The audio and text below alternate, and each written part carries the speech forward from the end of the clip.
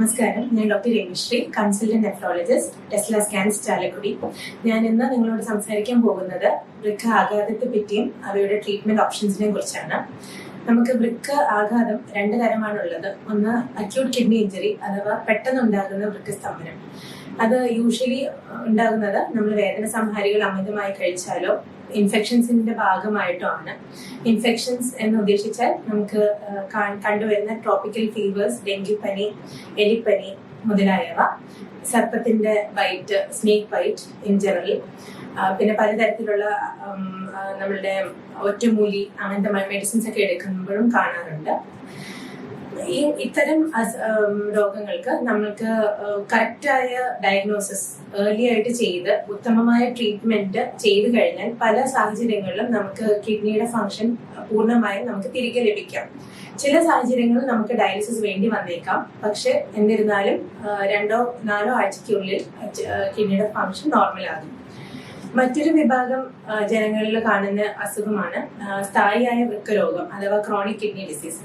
അപ്പം നമുക്ക് ആദ്യത്തെ ഫ്യൂ സ്റ്റേജസ്, അതായത് കിഡ്നിയുടെ പ്രവർത്തനം 60% താഴെയാകുന്ന ഒരു സാഹചര്യമാണ് ക്രോണിക് കിഡ്നി ഡിസീസ്. ഇതിൽ ആദ്യത്തെ ഫ്യൂ സ്റ്റേജസിൽ നമുക്ക് മരുന്നുകൊണ്ട് മാത്രം മുന്നോട്ട് കൊണ്ടുപോകാവുന്നതാണ്. എന്നാൽ കിഡ്നിയുടെ പ്രവർത്തനം ഒരു 10-15% താഴെ ആവുന്ന ഒരു അവസ്ഥ, അതിനാണ് നമ്മൾ എൻഡ് സ്റ്റേജ് റീനൽ ഡിസീസ് എന്ന് പറയുന്നത്. ഈ ഒരു അവസ്ഥയിൽ സ്റ്റേജ് 5 ക്രോണിക് കിഡ്നി ഡിസീസിൽ പേഷ്യൻസിന് മരുന്നുകൊണ്ട് മാത്രം മുന്നോട്ട് പോകാൻ കഴിയുകയില്ല. ഇത്തരം സാഹചര്യങ്ങളിൽ പേഷ്യന്റിന് മുന്നോട്ട് പോകണമെങ്കിൽ നമുക്ക് റീനൽ റീപ്ലേസ്മെന്റ് തെറാപ്പി ആവശ്യമാണ്. ഈ റീനൽ റീപ്ലേസ്മെന്റ് തെറാപ്പിയിൽ നമുക്ക് 2 ഓപ്ഷൻസ് ആണുള്ളത്. ഒന്ന് ഡയാലിസിസ്. ഡയാലിസിസിൽ നമുക്ക് 2 തരം ഡയാലിസിസ് ആണുള്ളത്. ഒന്ന് രക്ത ഡയാലിസിസ് അഥവാ ഹീമോ ഡയാലിസിസ് എന്ന് പറയും. അതിൽ രോഗികൾ 2-3 ദിവസം ആഴ്ചയിൽ ഒരു നിശ്ചിത സമയം ആശുപത്രിയിൽ വന്ന് എടുക്കേണ്ട ചികിത്സയാണ്. മറ്റൊന്ന് പെരിറ്റോണിയൽ ഡയാലിസിസ്. പെരിറ്റോണിയൽ ഡയാലിസിസിൽ രോഗിക്ക് വീട്ടിലിരുന്നുകൊണ്ട് തന്നെ ഡയാലിസിസ് ചെയ്യാവുന്നതാണ്. പെരിറ്റോണിയൽ ഡയാലിസിസിൽ രോഗിയുടെ ശരീരത്തിലെ നേരിയ മെംബ്രെയിൻ, വയറ്റിനുള്ളിലുള്ള നേരിയൊരു മെംബ്രെയിൻ, പെരിറ്റോണിയൽ മെംബ്രെയിൻ വഴിയാണ് ഈ ഡയാലിസിസ് ചെയ്യുന്നത്. അത് ഈ ഡയാലിസിസ് രോഗിക്ക് ജീവിതകാലം മുഴുവൻ ആവശ്യമുള്ളതാണ്. മറ്റൊരു ചികിത്സാ രീതി എന്ന് പറയുന്നത് റീനൽ ട്രാൻസ്പ്ലാന്റേഷൻ ആണ്, അഥവാ വൃക്ക മാറ്റിവെക്കൽ ശസ്ത്രക്രിയയാണ്. ഡയാലിസിസിനെ അപേക്ഷിച്ച് വൃക്ക മാറ്റിവെക്കൽ ശസ്ത്രക്രിയ തന്നെയാണ് സ്ഥായി വൃക്കസ്തംഭനത്തിന് അഭികാമ്യം.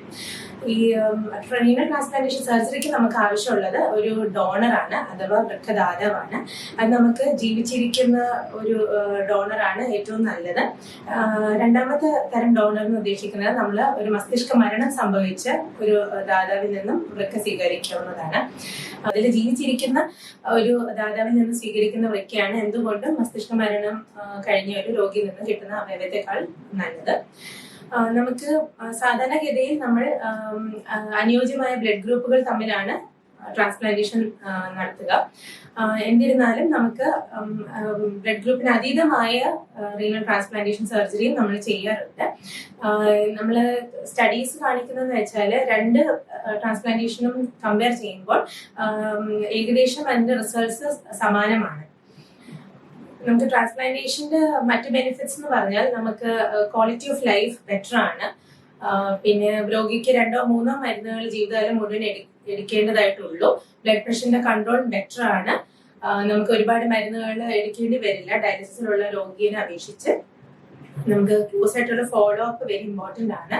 പേഷ്യന്റ് ഇൻഡിപെൻഡന്റ് ആയിട്ടും ആരും ഡിപ്പെൻഡ് ചെയ്യാനും സ്വന്തം ജോലി ചെയ്യാനും കഴിയും. ഇതൊക്കെയാണ് എനിക്ക് വൃക്കരോഗത്തെ കുറിച്ച് ജനറലായിട്ട് പറയാനുള്ളത്. Thank you.